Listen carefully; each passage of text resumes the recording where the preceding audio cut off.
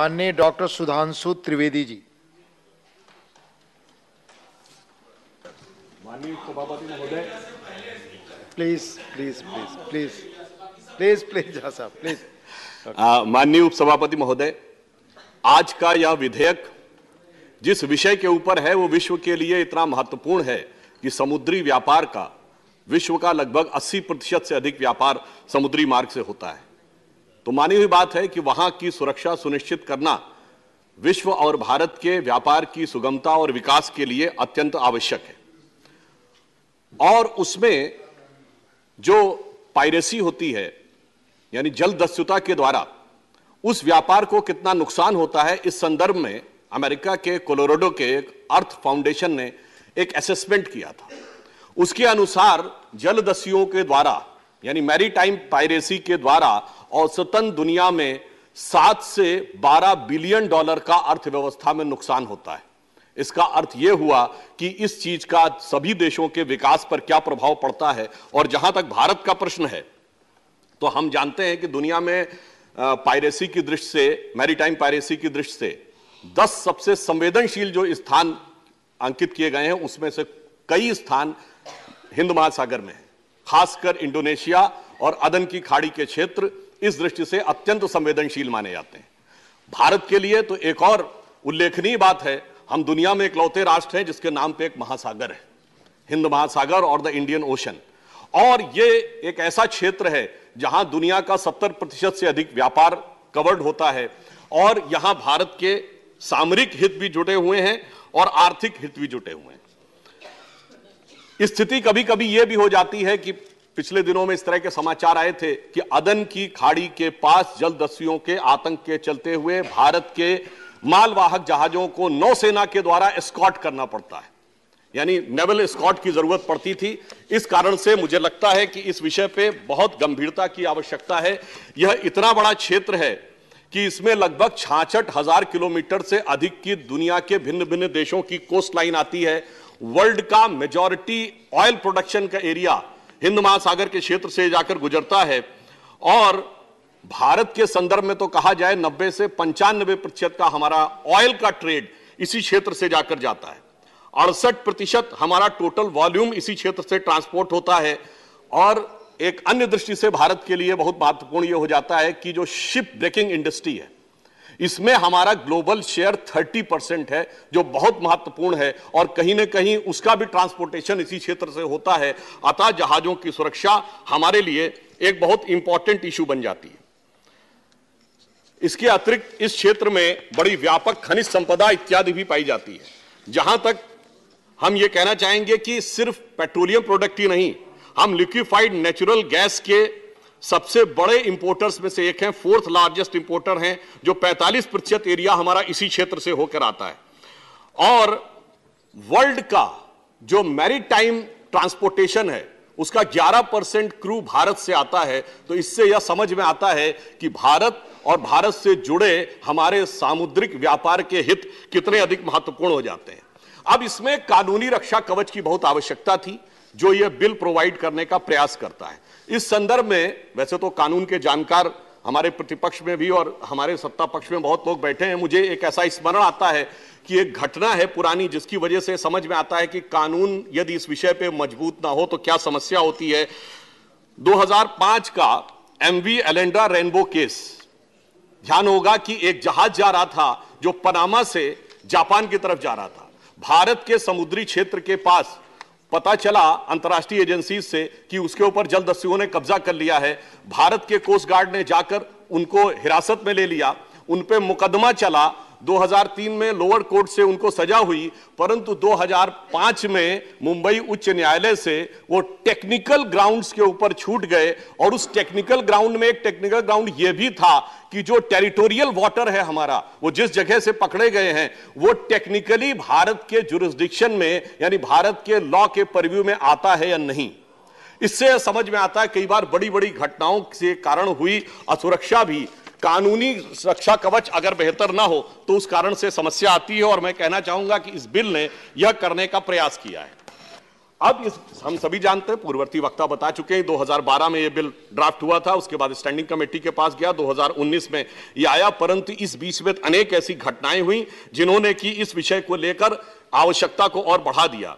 जब 18 लोग किडनैप किए गए थे नाइजीरियन कोस्ट गार्ड से दिसंबर 3, 2019 को, इस ढंग की अन्य घटनाएं होती रहीं और उसी बीच में 18 इंडियंस जो थे वो किडनैप हुए और किडनैपिंग की घटनाएं उत्तरोत्तर बढ़ती चली गई। इसलिए आवश्यकता महसूस हुई कि इस प्रकार का एक बिल होना चाहिए। परंतु जब समस्या व्यापक है तो सरकार की उस पर दृष्टि भी व्यापक थी। प्रधानमंत्री श्री नरेंद्र मोदी जी ने इस विषय को गंभीरता से लिया और मैरीटाइम इंडिया विजन 2030 को उन्होंने आइडेंटिफाई किया, जिसमें 150 initiatives to boost the maritime Indian sector was launched and Honorable Prime Minister has launched this on March 2021. It has drafted the other significant consultation with over 350 public-private stakeholders comprising of the port, shipyard, inland waterways, state bodies, and the vision serves as a blueprint to achieve the accelerated and coordinated target of the development in the India's diverse maritime sector comprehensively, including the 150 initiative. तो इस प्रकार से यह सरकार की गंभीरता का भी एक प्रतीक था। और यह भी बताना चाहता हूं कि हमने जो सागरमाला प्रोजेक्ट और मैरीटाइम इंडिया प्रोजेक्ट लिया है उसमें 20,000 करोड़ रुपए का आगे इन्वेस्टमेंट होना है, जिससे कई लाख नए जॉब भी क्रिएट होंगे।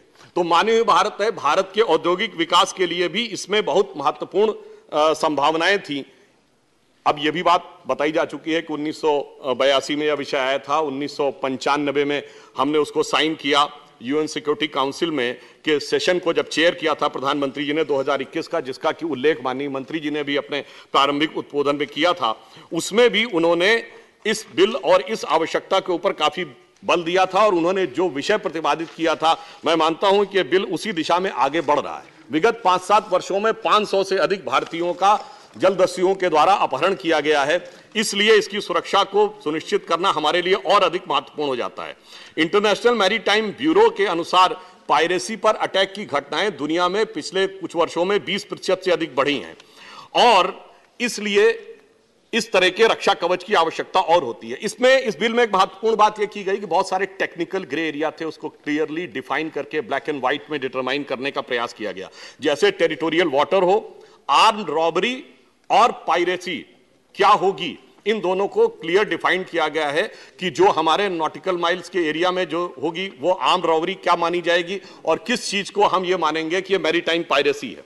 और फिर इतना ही नहीं, इस चीज के लिए जो डेफिनेशन तय की गई है वो यूएन क्लॉज के आर्टिकल 101 के तहत तय की गई और आर्म्ड रॉबरी को जो डील किया जाएगा वो सप्रेशन ऑफ अनलॉफुल एक्ट 2002 के तहत डील करने का प्रयास किया जाएगा और जलदस्युता पर यानी मैरीटाइम पायरेसी पर इफेक्टिव कंट्रोल के लिए जेल की भी सजा है, कारावास की, संपत्ति का अधिग्रहण यानी कॉन्फिस्केशन ऑफ द प्रॉपर्टीज भी है, लाइफ टाइम इंप्रिजनमेंट भी है और डेथ पेनल्टी जैसे भी कठोर प्रावधानों के बारे में भी विचार किया गया है। जहाजों को पकड़ने का अधिकार सिर्फ भारतीय नौसेना और तटरक्षक अथवा सरकार के द्वारा अधिकृत किसी जहाज को भी ही देने का प्रयास किया गया है। यहां पर मैं एक क्लॉज का उल्लेख करना चाहूंगा जो थ्रू पॉइंट 1 में कहा गया है, for committing an act of privacy one could have the life imprisonment, but if someone attempts to commit the offense of the piracy or adds or abates or conspired to or procures, then the person shall be punished with imprisonment for the term which may be up to 10 years.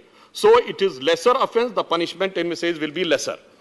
अब यहां पर एक चीज ये आती है कि presumption में किसी प्रकार का कंफ्यूजन ना हो तो उसको भी क्लैरिफाई करने के लिए there were very specific conditions relating to presumptions. The condition number 1 was that the arms, ammunition, explosive and equipment must be recovered. फिर सेकंड डाला गया है there is an evidence of use of force and condition. Then third है there is an evidence of the intended threat, यानी कोशिश की जाएगी किसी प्रकार का आतंक उत्पन्न करने की या कब्जा करने की। Unless these conditions with prima facie show some act of piracy that happened, even there the presumption unless contrary to the previewed. तो इस प्रकार से जो प्रिजम्पशन है उसके अंदर भी ग्रे एरिया नहीं छोड़ा गया है ताकि उस बात को बहुत स्पष्ट रूप से आगे क्या जा सके। मैं एक चीज की और सदन के ध्यान में डालना चाहूंगा कि हमारी सरकार ने इस विषय को मॉडर्न हाई टेक्नोलॉजी के हिसाब से कंट्रोल करने के लिए अगर देखा जाए तो हमने एक मैरीटाइम डोमेन अवेयरनेस सिस्टम बनाया है, जो हमने उसका एक फ्यूजन सेंटर गुरुग्राम में बनाया है, जिससे हमारी मैरीटाइम एक्टिविटीज के ऊपर एक प्रॉपर टेलीकम्युनिकेशन रिमोट सेंसिंग के थ्रू पूरी तरीके से एक नजर रखी जा सके। दुरुपयोग की संभावना नहीं हो सकती है, इसलिए एविडेंस वर्ड का प्रयोग कई बार किया गया है कि पर्याप्त तथ्य और सबूत के बाद ही उसके ऊपर कोई कार्य किया जा सके। अंत में मैं अधिक समय न लेते हुए सिर्फ यह कहना चाहूंगा, विषय की परिधि में रहते हुए ही थोड़ा सा विषयांतर में जाते हुए देखिए, जब हम समुद्र में सुरक्षा की बात करते हैं तो भारतीय नौसेना के जो चिन्ह है, एम्बलम, उस पर लिखा हुआ वाक्य है शन्नो वरुणा, यानी वरुण देवता हमारी रक्षा करें, जो वेदों से लिया गया है। और मैंने इसीलिए कहा थोड़ा सा विषयांतर, परंतु विषय की परिधि में, इस दुनिया में एक और देश है जिसकी नौसेना के एम्बलम पर भी संस्कृत का आदर्श वाक्य लिखा है। वो है दुनिया का सबसे बड़ा मुस्लिम देश इंडोनेशिया, जिसकी नौसेना पर लिखा है जलश्चैव जयामहे, यानी जल में भी मेरी जय हो। तो मैं सिर्फ ये कहना चाहूंगा कि जैसा सामंजस्य इस बिल के ऊपर सत्ता पक्ष और प्रतिपक्ष में दिखाई पड़ रहा है, यदि इस प्रकार के जल के गमन पर हमारा ऐसा ही सांस्कृतिक सामंजस्य भी दिखे तो मामला और सुगम होगा। और एक अंत में, जैसा फौजिया खान साहब ने कहा था, तो उन्होंने कहा था, तो मैं एक बात कहूं, कभी कभी समुंदर में आप जाते हैं तो बड़ा खतरा महसूस होता है और समझ में नहीं आता है कि किनारा कहां मिलेगा, जिसके लिए ज़ौक़ ने एक लाइन कही थी कि ज़ौक़ दुनिया के समंदर में ये कश्ती उम्र की, जिस जगह पर जा लगी वो ही किनारा हो गया। पर अब ये बिल आने के बाद जहां किनारा होगा वहां कानून का सहारा भी होगा। धन्यवाद। वाह।